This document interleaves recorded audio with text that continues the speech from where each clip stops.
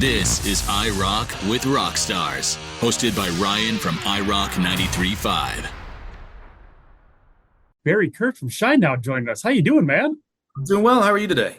I am great. And now it says here, that they send over the bio and all that kind of stuff. And it says here, Shinedown's Barry, drums, pots, pans, and grills. That's apparently the new official title that you got to go with here. I didn't approve that, but I'm okay with it. I've been called worse things and said worse things about me. Right, exactly. Well, no, man. I mean, they're obviously saying that because we're going to talk about some music stuff, but we're also going to talk about your new hot sauces. Yeah, it's a labor of love. I'm excited about them. And that's what I want to ask. So, I mean, just in general, let's start with that. What kind of got you into making these hot sauces? I've been a hot sauce nerd, a chili head for most of my life. And I've, collected hot sauces, and I find hot sauces when I'm traveling. It's just been something I've always loved. And when I got a little bit older and was able to get into a house, I grow my own peppers. And for like Christmas presents, I'd make hot sauce and pickles for everybody. And that's kind of my thing. So I've always been kind of a pepper nerd. And this opportunity came across. I've always wanted my own hot sauce, but it was like, I'm busy enough with Shinedown, right? So Torchbearer approached the label and said, "Hey, do you think any of your artists would want to collab with us?" And we got an email in the Shinedown email and said, "Hey, they're looking for somebody to collab with." And I was like, "I'm your guy. Let's do this." And what was nice about it is not only does Torchbearer make their own great sauces, but they were open to collabing on it for real. It wasn't, "Hey, here's a sauce, put your name on it." We emails back and forth about sauce profiles and flavors I like, flavors they like, what they're thinking, what I'm thinking. And then they would send samples. I got sample after sample. Okay, this is number one sauce version 1, 2, 3, 4, 5, and we're trying different things and consistencies, and then we'd send stuff back. And it took us about 5 months to come up with these 3 sauces to get them to where we wanted them, where I was happy and where they were happy, very happy. And that's where we're at. So, I wouldn't put Shinedown's name on just some novelty product. I want to actually have something nice. And that's what I was going to say. You're not putting your name and Shinedown's name on something that is just like a factory pumping out. You give it a try, like, hey, good enough. I mean, you're you guys are at the level where you're like, yeah, no, this isn't something you need. It's something you want. So it's like, it's going to be good.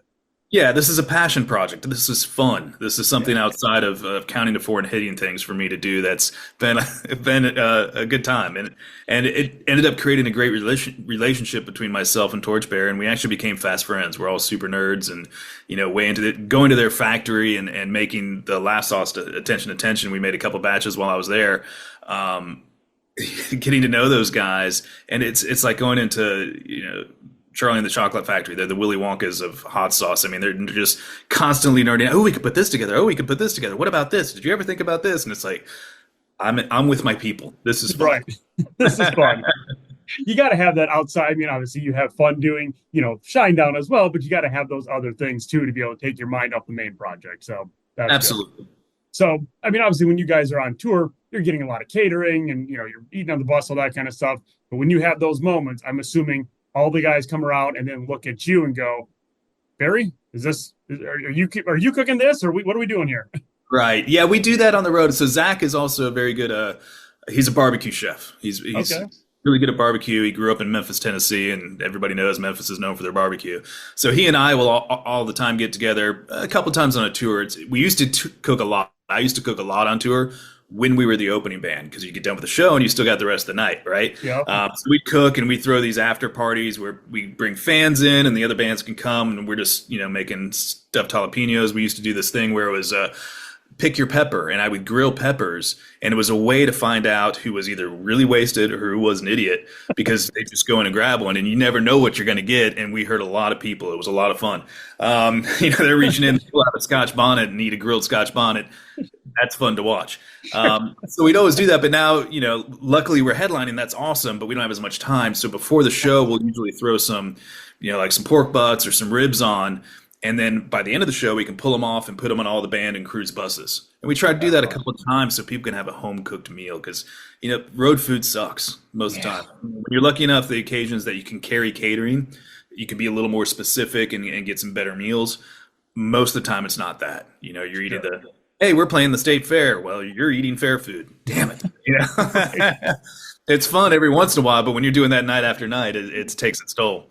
Sure. Yeah, here's the meat and veggie tray that's been sitting out since 8 a.m. Yeah. Yeah. Oh, yay. We're getting Buffalo Wild Wings again. This is great. Well, next time you come to the Quad Cities, we'll make sure you're getting hooked up with someplace local if you need it. We've got a lot of good places here. Oh, yeah, you do up in that area. Yeah. All right, we'll talk more about that, but let's jump into some of these sauces here. I got them all sitting here with me. You guys sent them over, which is awesome. I want to start with this one. Sure. I already tried this one. This one was great. First off, obviously, Symptom, based off of Symptom being human. Before we talk about the sauce, first off, the song. That thing was a monster. Yeah. I mean, that is going to be one that you guys are going to play live till the end of time. You know what? It gives me, just like Simple Man did, this gives me another break in the set because there's not a lot of drums on it. So I'll take the vacation for a second. But honestly, I'm very proud of that song. You know, it's always nice when when people react to a song. And the fact that this one went so big and so far and you know, into different places that we, you know, just outside of rock radio, into the pop world and the top 40 world, you know, I still pinch myself. The last time we did that would have been Second Chance 15 years ago. And to be a rock band on those charts, period, is really unheard of. You know, I can't name another one right now. Yeah, and I was going to say, especially now, like now with what it's full of, you don't see, you know, you see the country crossover, but you don't see the rock crossover on those. Yeah, who would think you'd see us next to Beyonce and Doja Cat? That's odd, right? That's just odd. And I'm happy to be there because hopefully we're breaking down barriers and allowing for other bands, other rock bands, to get on those charts again. Because when you and I were growing up, or at least when I was growing up, you listen to Top 40 and it would have been, okay, here's Bon Jovi, here's Madonna, here's this. It's a good song, it's a good song, it's a good song. And they were just all hits from all genres. And it needs to be. And I mean, then after that, you know, Incubus got in there with Drive. You'd have Nickelback in there. I mean, there was different bands throughout that would get those songs in there, and you'd seem to see surges, and then all of a sudden it would kind of die out. And so maybe this can be the start of that resurge of, you know, bringing some rock back into top 40. I would appreciate that. You and me both. So let's talk about the sauce. And this is the Chipotle garlic sauce. All right, so tell people when they get this one, what's best to do with it. You know, that's kind of it's a thicker sauce. So it goes great on like tacos and, you know, the standard things. It'd be great to make a wing sauce out of. In fact, if you go to shinedown.com/taste of madness, you can buy the sauces there, but there's recipes that I put up that are my personal recipes that I wrote. They're from my kitchen, that either, you know, like the gumbo recipe that uses the Chipotle garlic is my gumbo recipe that I just tweaked to add this sauce in and all these recipes. So really that one, because it is mild, right? Mm-hmm. You know, on a scale of 1 to 10, it's probably a 1-2. It's not very spicy. And for those that don't like a lot of spicy, especially up in the Midwest area, you know, you can handle this. It's got flavor, but it has enough garlic that if you have a dish that you like a lot of garlic in, this would be perfect on it.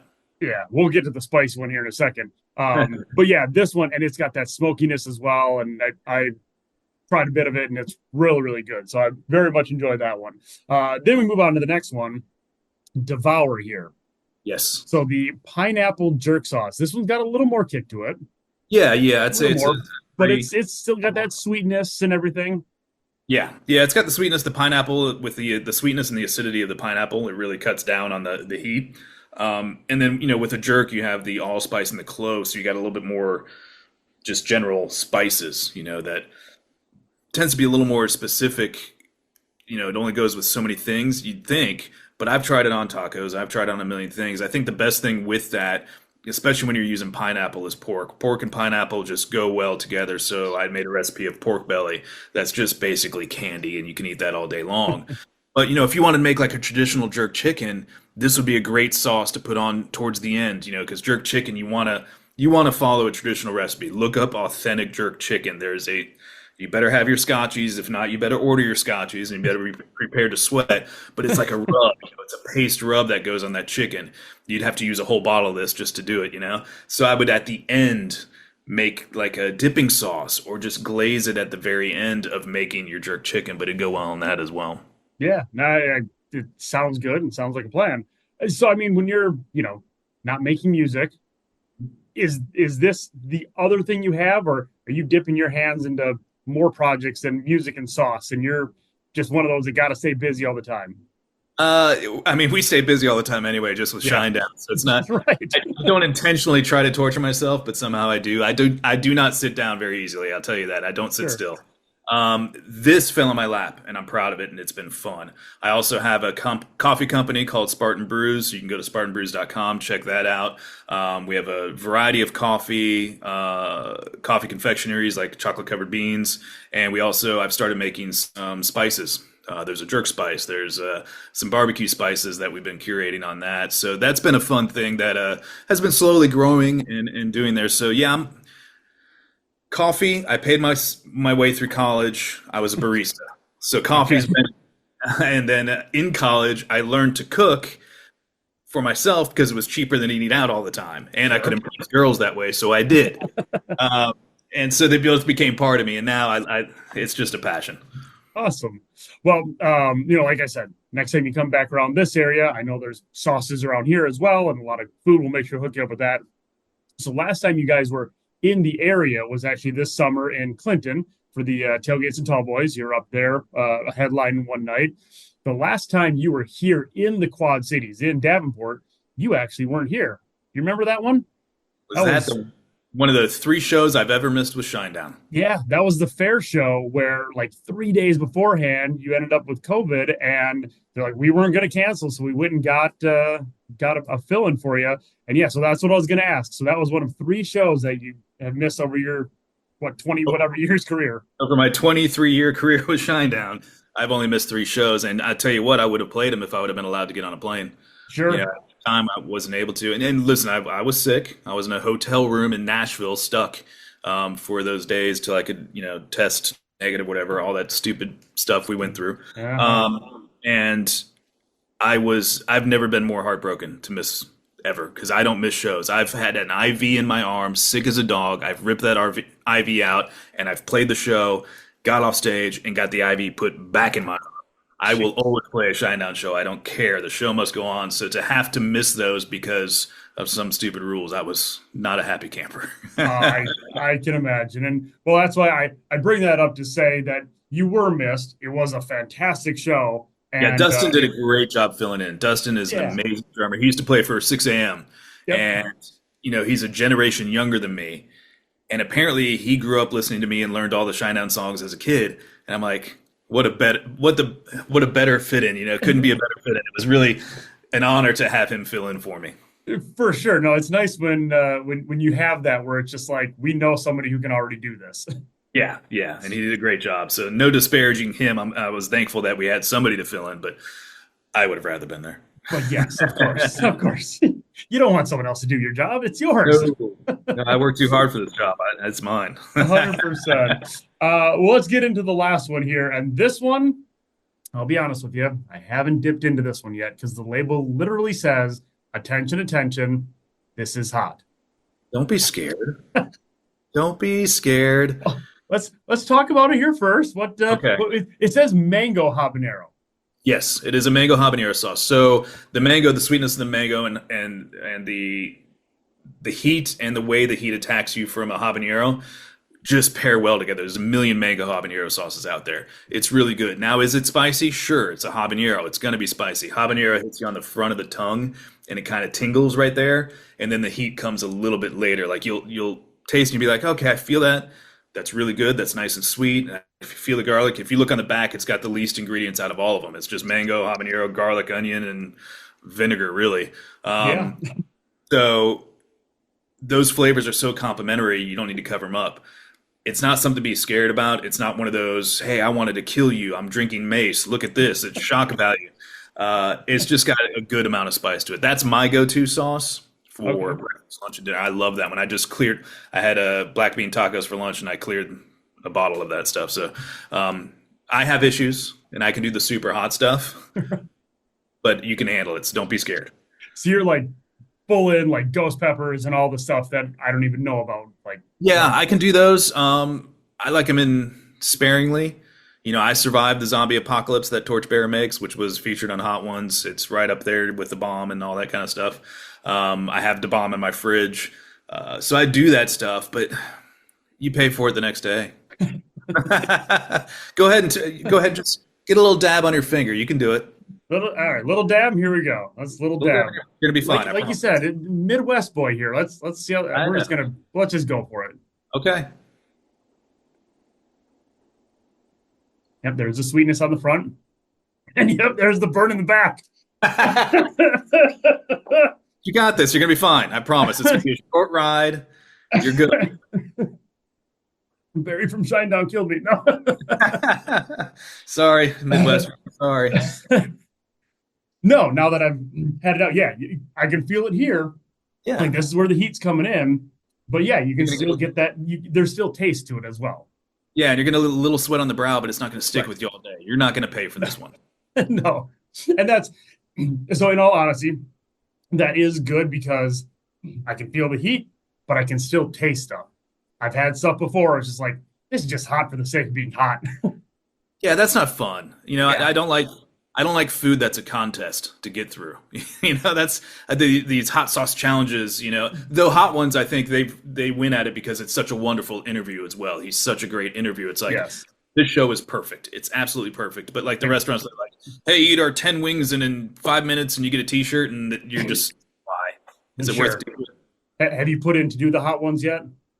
I would do it if they asked. Okay. I would absolutely do it if they asked. I don't know if I'm nearly as interesting as they've had so many wonderful interviews, but I would do it.